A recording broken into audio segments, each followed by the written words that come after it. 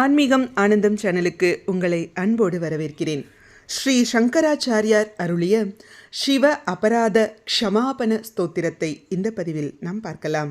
சிவபெருமானை வழிபடும் போது நாம் சிவபெருமானுக்காக செய்யும் பூஜைகள், அபிஷேகம், அர்ச்சனைகள், ஸ்தோத்திரம் படிப்பது, பூஜிப்பது ஆகியவற்றில் நேர்ந்த அபராதத்திற்காக, அதாவது நாம் தெரியாமல் செய்த தவற்றிற்காக மன்னிப்பு கோரும் ஸ்தோத்திரம்.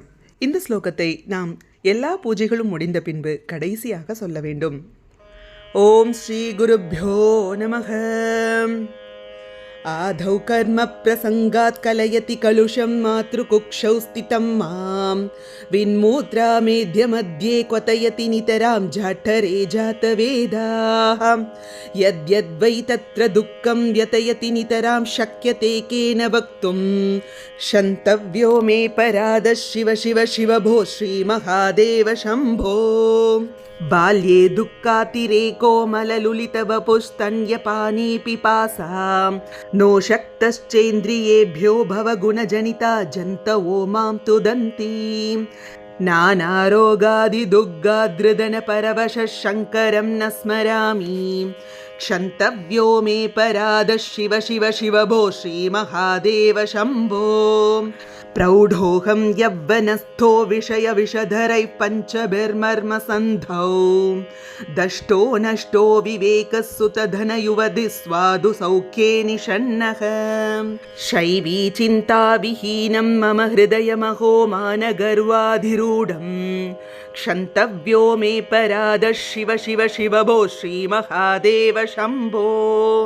वार्धक्ये चेन्द्रियाणां विगतगतिमतिश्चाधिदैवादितापैः पापैरोगैर्वियोगैस्तव नवसितवपुः प्रौढिहीनं च दीनं मिथ्यामोहाभिलाषै भ्रमति मम मनो धूर्जठे ध्यानशून्यं क्षन्तव्यो मे पराधः शिव शिव शिव भो श्रीमहादेव शम्भो.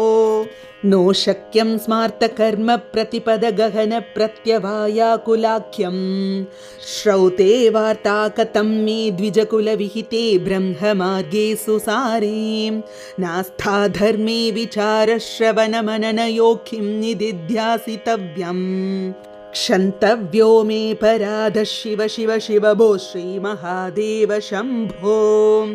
स्नात्वा प्रत्यूषकाले स्नपनविधिविधौ नाहृतं गाङ्गतोऽयं पूजार्थं वा कदाचित् बहुतरगहनात् कण्डबिल्वीदलानि नानीता पद्ममाला सरसि विहसिता गन्धपुष्पे त्वदर्थं क्षन्तव्यो मे पराधः शिव शिव शिव भो श्रीमहादेव शम्भो.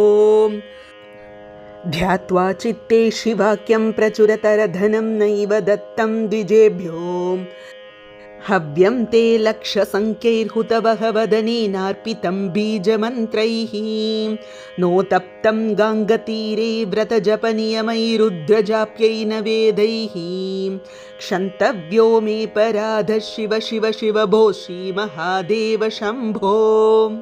स्थित्वा स्थाने सरोजे प्रणवमयमरुत्कुण्डले सूक्ष्ममार्गे शान्ते स्वान्ते प्रलीने प्रकटितविभवे ज्योतिरूपे पराके लिङ्गज्ञे ब्रह्मवाक्ये सकलतनुगतं शङ्करं न स्मरामि क्षन्तव्यो मे पराधः शिव शिव शिव भो श्रीमहादेव शम्भो.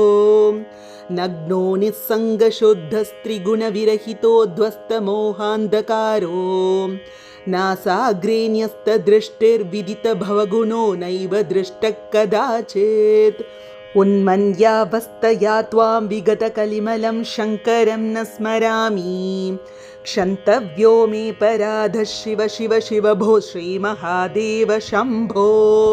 चन्द्रोद्भासितशेखरे स्मरहरे गङ्गाधरे शङ्करे सर्पैर्भूषितकण्ठकर्णविवरे नेत्रोत्थवैश्वानरे दन्तित्वकृतसुन्दराम्बरधरे त्रैलोक्यसारे हरे मोक्षार्थं कुरु चित्तवृत्तिमखिलामन्यैस्तु किं कर्मभिः किं वानेन धनेन वाजिकरिभिः प्राप्तेन राज्येन किं वा पुत्र सकलत्रमित्रपशुभिर्देहेन गेहेन किं ज्ञात्वैतत्क्षणभङ्गुरं सपदि रेद्याज्यं मनो दूरतः स्वात्मार्थं गुरुवाक्यतो भज भज श्रीपार्वती वल्लभम् आयुर्नश्यति पश्यतां प्रतिदिनं याति क्षयं यौवनम् प्रत्यायान्ति गताः पुनर्न दिवसाः कालो जगद्भक्षकः लक्ष्मीस्तोयतरङ्गभङ्गचपला विद्युच्चलं जीवितम् तस्मान्मां शरणागतं शरणदत्वं रक्ष रक्षाधुना करचरणकृतं वा कायजं कर्मजं वा श्रवणनयनजं वा मानसं वापराधं विहितमविहितं वा सर्वमेतत्क्षमस्व जय जय करुणाब्धे श्रीमहादेव शम्भो इति श्रीशङ्कराचार्यविरचित शिवापराधक्षमापनस्तोत्रं सम्पूर्णम् हरिः ॐ श्रीगुरुभ्यो नमः हरिः ॐ सर्वं श्रीशिवार्पणमस्तु हरिः ॐ சிவனுக்குரிய எல்லா பூஜைகளையும் அபிஷேகம் அர்ச்சனை ஆராதனை வழிபாடு எல்லாவற்றையும் முடித்த பின்பு இந்த ஸ்லோகத்தை சொல்லி தவறு ஏதும் இருந்தால் மன்னிப்பு கேட்பதற்காக இந்த ஸ்லோகம் சொல்லப்படுகிறது. அதனால் எல்லா வழிபாடுகளையும் முடித்த பின்பு கடைசியாக இந்த ஸ்லோகத்தை சொல்ல வேண்டும். இது போன்ற ஸ்லோகங்களுக்கும் ஆன்மீக விஷயங்களுக்கும் மறக்காம நம்ம சேனலை சப்ஸ்கிரைப் பண்ணிக்கோங்க. நல்லதே நடக்கட்டும், நன்மையை பிறக்கட்டும். நன்றி, வணக்கம்.